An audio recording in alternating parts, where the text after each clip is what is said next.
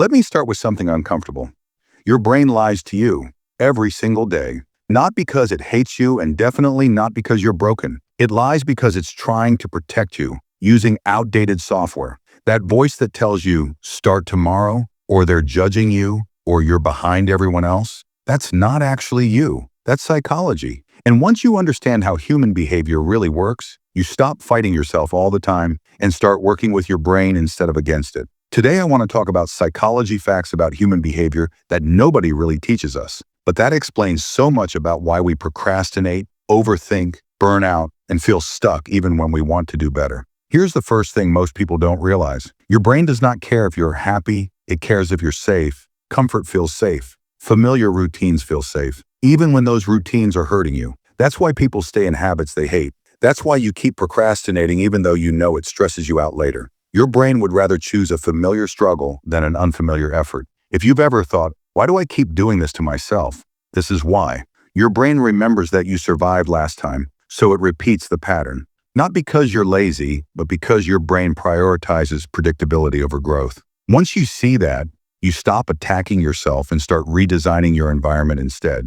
Another thing that messes people up is how motivation actually works. Most of us grow up believing that motivation comes first and action comes second. Psychology says the opposite. Motivation follows action. It's a reward chemical, not a starting signal. That's why you don't feel motivated to study until you actually open the book. It's why cleaning feels impossible until you start, and suddenly you're on a roll.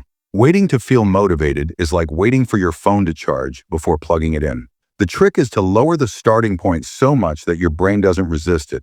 You don't need to study for 3 hours. You just need to open the notes. That tiny action is often enough to wake motivation up. If you're someone whose brain goes crazy at night, this one's for you. During the day, your brain is in survival mode. Classes, deadlines, social interactions, pressure to perform.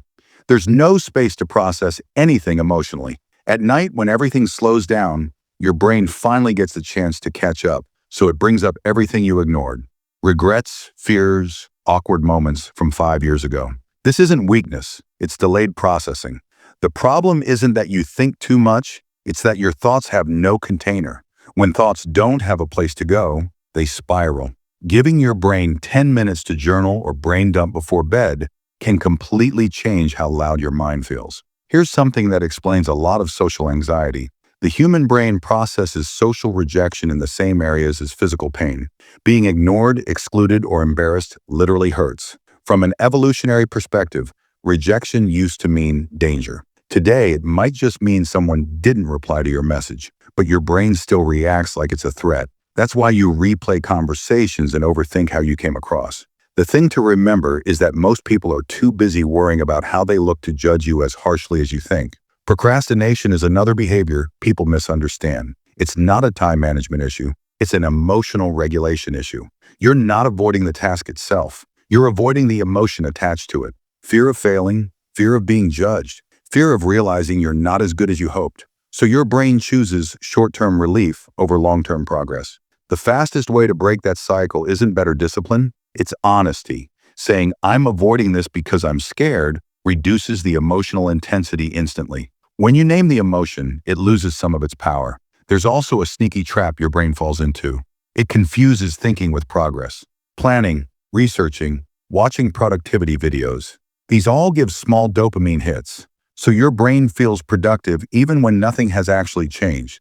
That's why you can spend hours thinking about improving your life without taking a single real step. To break this, you have to make action easier than thinking. Less planning, more imperfect execution. Action teaches the brain far more than analysis ever will.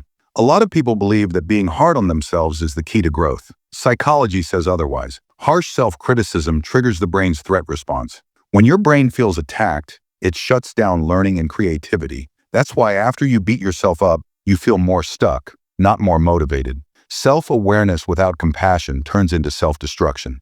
Real improvement comes from noticing mistakes calmly and adjusting without shame. Your brain is also terrible at predicting the future. It overestimates how bad things will feel and underestimates how resilient you are. Anxiety is basically your brain running worst-case scenarios and presenting them as facts. But if you look back at your life, you've survived things you once thought you wouldn't. Your brain expects danger by default. Evidence is what brings it back to reality. Burnout is another misunderstood experience. It's not caused by doing too much. It's caused by feeling trapped, powerless, or unseen. You can work long hours on something you care about and feel energized, but feel exhausted doing small tasks you hate. Control creates energy. Helplessness drains it. Adding even small choices back into your day can reduce burnout more than motivation ever will. Your identity doesn't change through thinking differently. It changes through behaving differently. Psychology shows that your brain watches your actions and decides who you are based on them. Confidence comes after showing up, not before.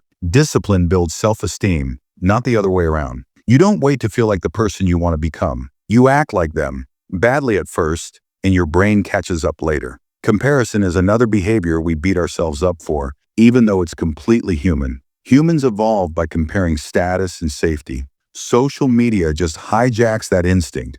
You're comparing your behind the scenes to someone else's highlight reel, and your brain interprets that as falling behind. Comparison doesn't mean you're failing, it means you care. The goal isn't to stop comparing, but to redirect it into learning instead of self-hatred. And finally, rest. Rest is not laziness, it's neurological maintenance. Your brain needs downtime to regulate emotions, consolidate memory, and restore motivation. When you don't rest, focus drops and discipline collapses, and then you blame yourself. Scheduling guilt-free rest is one of the most productive things you can do. So here's the takeaway. You're not lazy, you're not broken, you're human. Your brain seeks comfort, avoids emotional pain, overthinks to protect you, and learns through action. Understanding psychology doesn't excuse bad habits. It gives you a roadmap to change them. Tonight, try one small thing you've been avoiding. Do it imperfectly. Do it scared. Just start. That's how trust with yourself is rebuilt. And if this video made you feel understood, you're not alone.